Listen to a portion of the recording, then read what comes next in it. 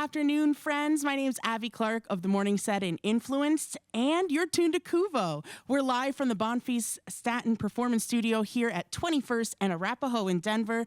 Live performances are made possible because of members just like you. Become a member today at kuvo.org. Well, I am excited to announce the new Mastersounds out of the UK retro soul scene. Their unique blend of jazz, soul, and funk have brought them to venues around the globe, and today they're right here in the KUVO studios. Eddie Roberts at the guitar, Simon Allen at the drums, Pete Shand on bass, and Joe Tatton on the keys.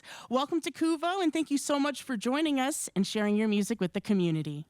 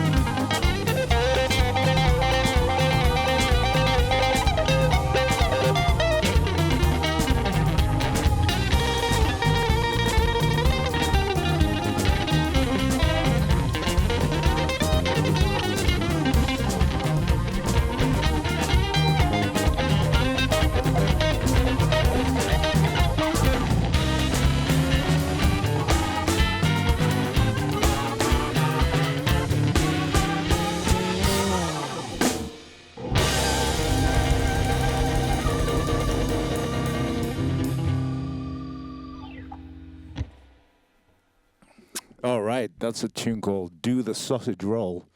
It's a dance that we haven't invented yet.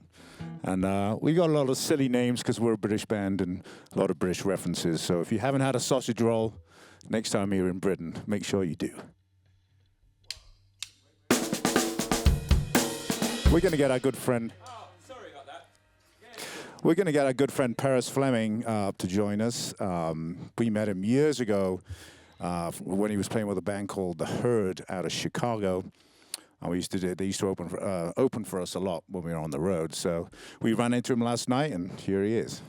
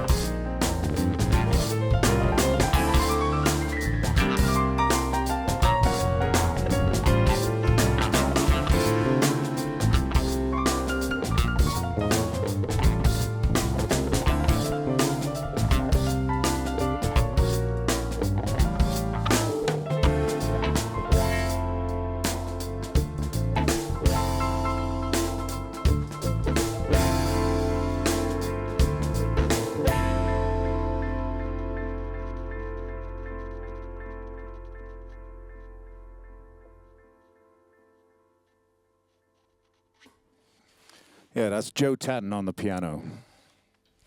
That last, well, it's kind of two tunes stuck together. The first one's called Smoothie, second one's called 88, referring to the piano. So all these songs are from an album that we just put out earlier this year, and it's called Old School. Reason being, it was recorded at Joe's studio, which is an old schoolhouse in the Derbyshire Dales. Very fancy.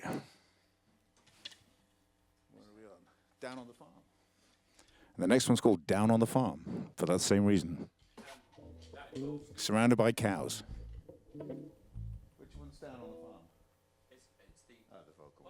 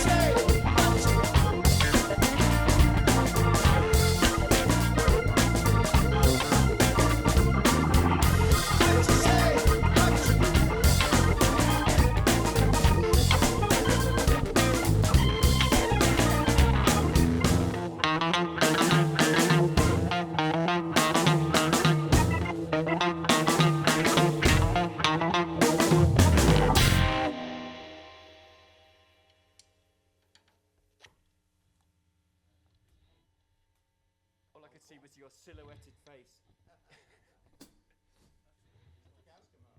So that's a remix, that one.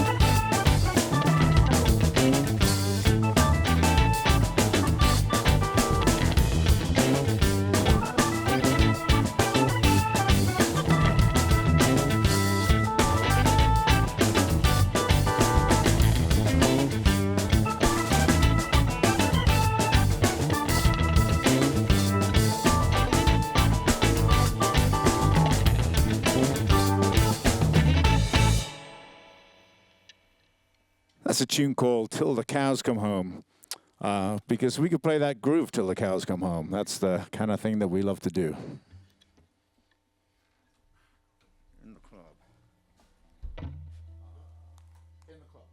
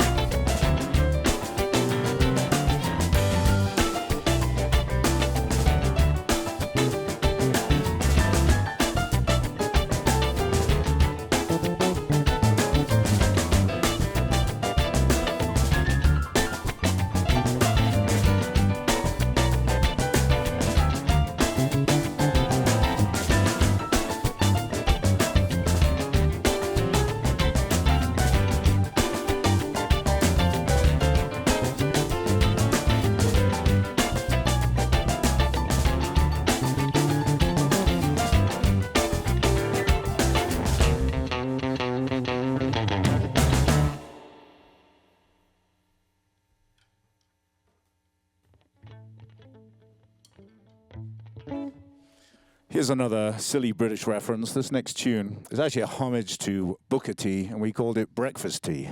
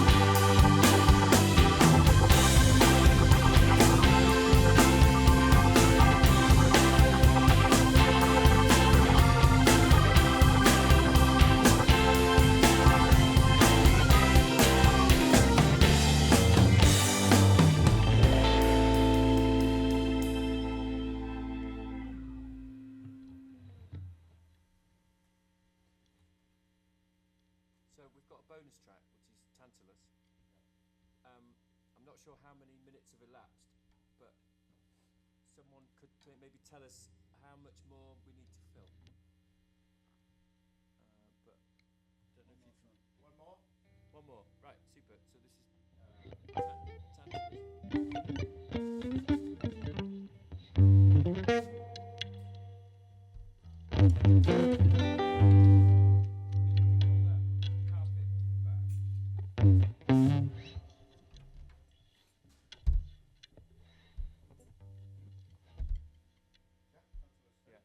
all together? No, I started. Okay. Do I need to say anything more? Just tell them it's from an old album. Yeah, that's all the tracks from the album. Well, there's a few that we didn't play, but we're going to do a track from our back catalog. This is a tune called Tantalus. We actually recorded this in Denver probably about 10 years ago.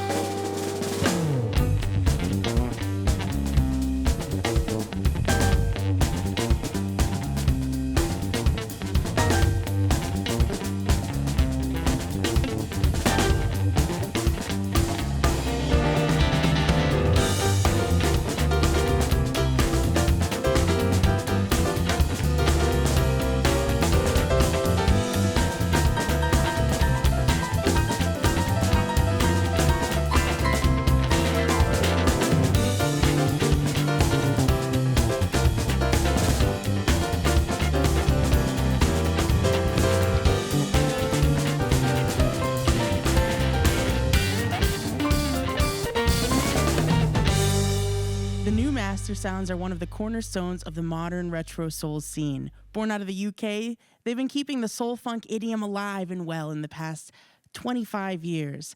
Their sound is constantly evolving, leading to several notable collaborations and the release of around 20 albums. They've toured clubs and festivals around the world and have shared the stage with funk legends like Art Neville of the Neville Brothers, Maceo Parker, and Fred Wesley of James Brown's JBs, and George Porter of the Meters. We are lucky to have them right here in Denver, though they keep themselves busy across the pond too. It's my pleasure to introduce the new Mastersounds to KUVO, and Eddie Roberts, the guitarist, and Simon Allen, the drummer. Thank you so much. Yeah, thanks for having us. Oh my gosh, it's my pleasure. You guys have been playing since the 90s. I was reading it all started with a live band to complement the DJ sets at a club called The Cooker. You have Simon Allen here and Eddie Roberts, joined by bassist Pete Shand and eventually Joe Tatton, leading to the new Mastersounds as we know it today. So you all are kind of spread out, though. You live here in Denver. You're back in Leeds. How do you get playing all the time together? Yeah, well, and Pete lives in Spain. Yeah. Oh, okay, so you're real spread out.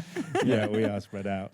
But, you know, there's after 25 years, and actually the new Mastersounds has been together 25 years, but, you know, I played with Pete since like 93, and then Simon and I had a band. 97 and maybe. Yeah, something like that. So, you know, when you've been playing together so long, it's just, you know, it's like seeing an old friend. You just pick up where you left off, like you had lunch yesterday, and then it's just, there you go. And so, you know, it doesn't really matter how far between of these tours that we do.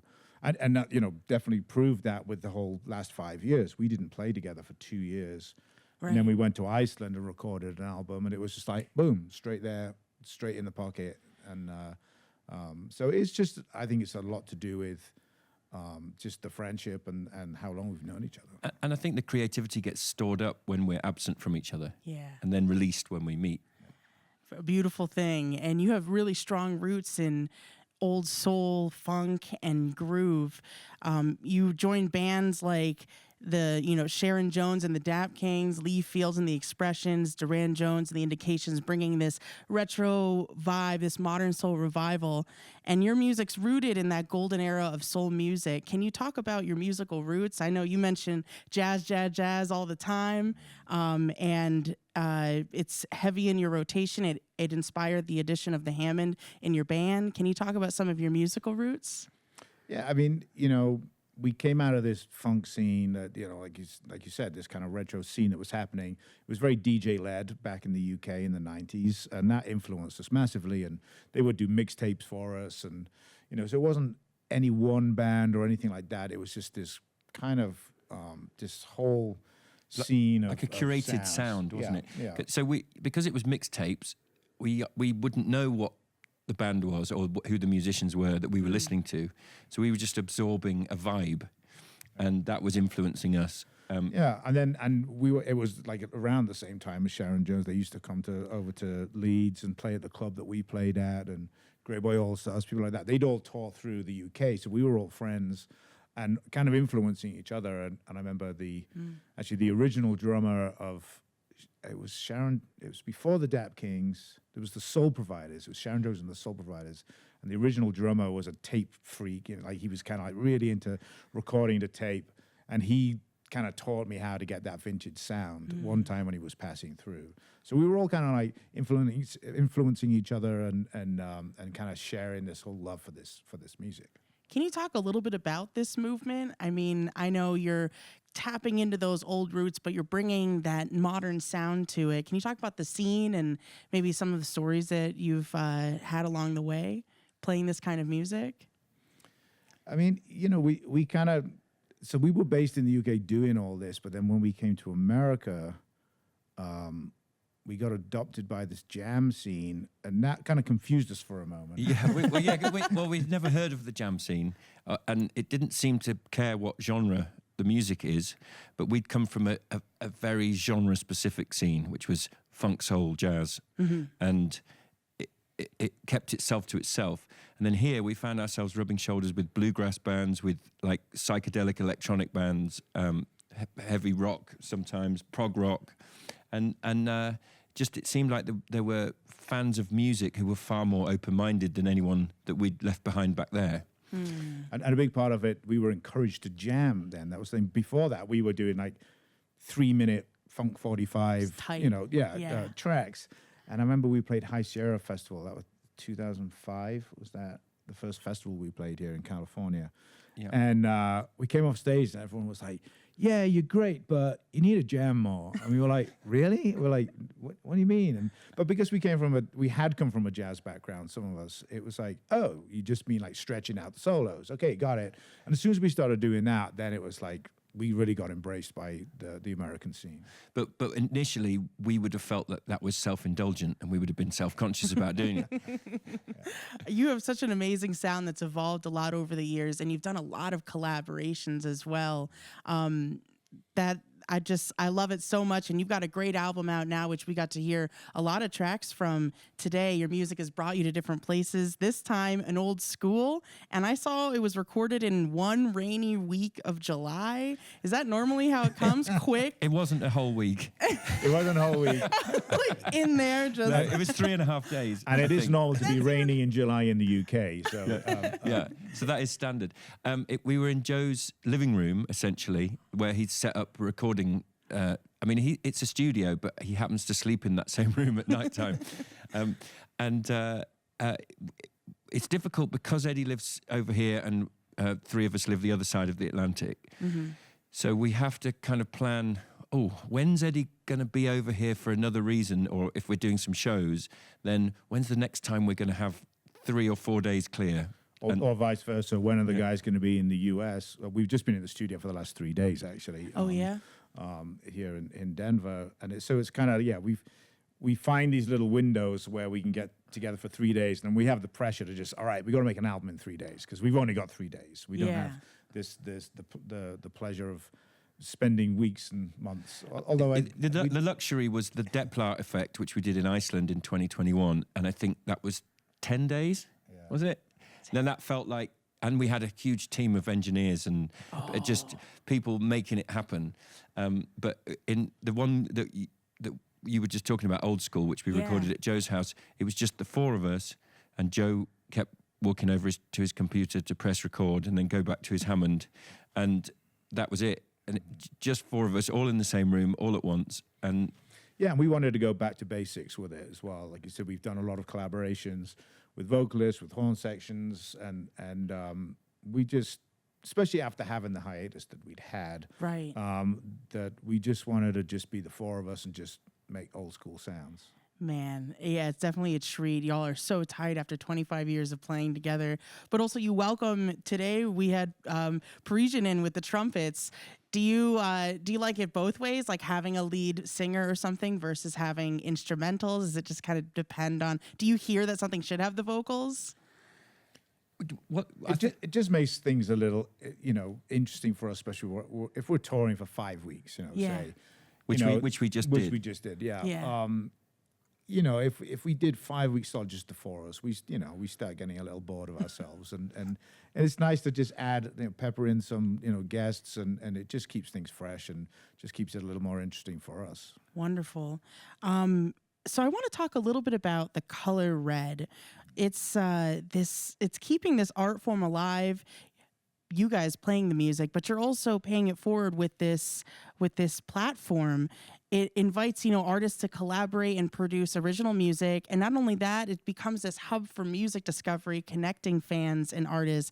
Can you share a little bit on the story of Color Red, and also the community, reflections on the community that's been built around it? Yeah, well, I moved to Denver in, 2015 now. And, Denver had always been a really important live place for us. Like Cervantes, we would always play there, come through, play Friday, Saturday nights. And that's pretty much home base and family for us now. So I ended up moving here from New Orleans, and I just saw this wealth of music happening that the rest of the U.S. or the rest of the world didn't really know was happening, and there didn't seem to be much of an outlet for it as well. So that was the instigator of starting the label, was to try and expose what an amazing music scene and lots of collaborations and things like that naturally happen in Denver, like on a nightly basis. So that was why I decided to start it. And Color Red means Colorado. It's like Color Rojo, from the Spanish. So I thought that was an appropriate name for it. And then we just started, putting out digital singles, and then we moved more into vinyl. And now we're kind of focusing mainly on the vinyl club. So we do like kind of like a book club with like a monthly subscription. So we put an original vinyl record out every month. There's a lot of vinyl clubs out there that are doing, reissues of, hip hop, things like that. I think we're the only vinyl club that are making records each month and putting them out. So that's kind of what we're focusing on now. And then, that in itself then exposes these collaborations and the grassroots scene of Colorado. So people can be a part of it from anywhere and hear the music that's coming out. Absolutely. Wow. And how many, can you talk about the flow of musicians that have come through and maybe the excitement of, being able to collaborate all together with you? Yeah, I mean, it's like we just opened the doors really to the whole scene, and because of that, you just end up having these natural collaborations that happen that you didn't even expect to happen. People just show up and like, oh yeah, this is a great idea to have, X drummer and Y keyboard player, and it's just like, yeah, let's go, press record, quick. You have a couple of shows coming up at the Fox Theater tonight, and at June Aspen. Can you talk about what's on the roster for that? Well, for the Aspen show. Yeah. I think what they're doing up there is they're kind of taking over every venue in Aspen and Snowmass and putting bands on like throughout the day and the evening over maybe 3 days. Don't quote me on that because we're only there on Friday. It is. Yeah, I think it's Thursday through Sunday. Right. Okay. Yeah. Good. Oh, so maybe 4. Yeah. And that I think that'll be exciting because you can kind of walk around. Aspen is compact. So I guess, I'm kind of not sure what to expect because we've played the Belly Up, which is the venue we're in, many times. That's the place where you sometimes have to wheel out oxygen to hoof on stage because it's so high up. We're doing 2 shows, aren't we? They're 2 like separate shows, almost kind of like jazz dinner, to where they have the one show and then they clear the place out, then the second show. So it'll be interesting to see the difference between the first show and the second. If the audience vibe is different. Yeah, which I'm sure it will be, usually as the later you get, the messier people get. Yeah. And the more they dance. I was going to say out on the dance floor for sure. And tonight, we're at the Fox in Boulder competing with the Rolling Stones who are here in Denver. That other British band. Yeah.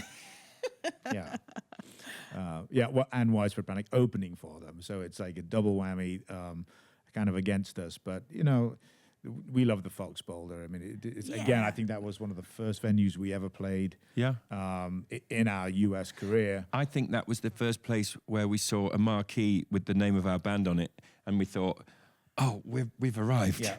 Well, the other thing that they did, you give what's called a rider, for the green room, where you say, oh, can we have 12 beers and blah, blah, blah, blah.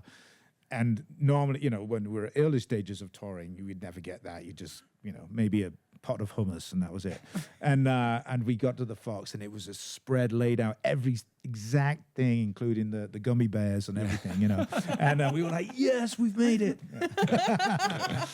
Well, what a cool thing to return there. That must be that's gonna be a fun night tonight and over the weekend. So thank you so much for coming to KUVO and talking a little bit about your amazing legacy, which over the weekend you're celebrating your 25th anniversary celebration. Indeed we are. Can you kind of reflect a little bit on, how long you guys been playing together and how your sound has morphed? Well, it's crazy to us that we've been together for 25 years. And when we came back for the tour that we just did in March and April, we kind of noticed that the audience was all they were people our age who we've seen in our audience for the last 15 to 20 years.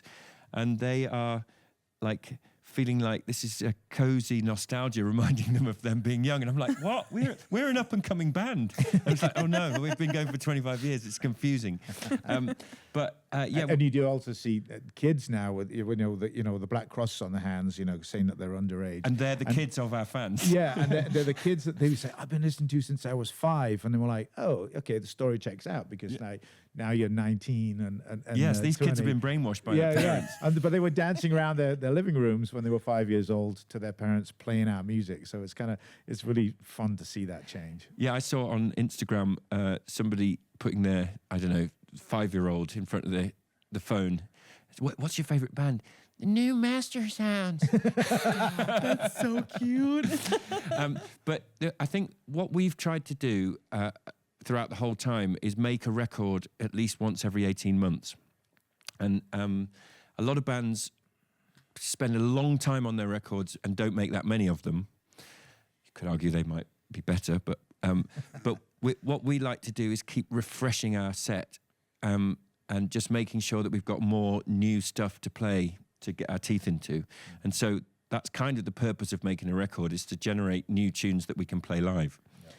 Yeah. But it has left this legacy of this big recording catalogue. Yeah, and actually on this, this year, that last tour we did, and this weekend included, we've been delving back into the back catalogue. Obviously, we've got the new album, and we'll play a lot of the tunes from the new album. But then we've been finding tunes that we probably haven't played for 15 years. We're like, oh, let's play that again. And yeah, because a lot of tunes get retired just by accident. You kind of forget when about the new them ones and, come in. Right. And it's like Toy Story, dusting off the vintage. Oh, look! Oh, I remember this one. This used to make me so happy.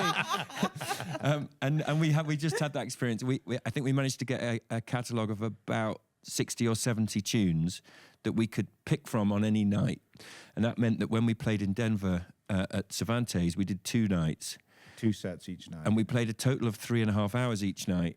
But we didn't have to repeat too many tunes because we had such a big pool to choose from. Wow. Did you just call them out on the stage, or do you have a list? No, we have this system now where I choose which tunes we're going to do, and then I send them to Eddie, and he puts them in a set order. Okay. And that makes his job easier, and I then don't have to play tunes that I don't want to play because I've chosen them. Wow. Well, thank you so much, both of you, for talking with us and coming here and playing your new album, Old School, out everywhere. You'll be at the Fox Theater tonight, Jazz Aspen over the weekend. Appreciate you guys coming through and sharing your wonderful music with our community. Thanks for having us. We're big fans of KUVO, so thanks for what you do. Thank you.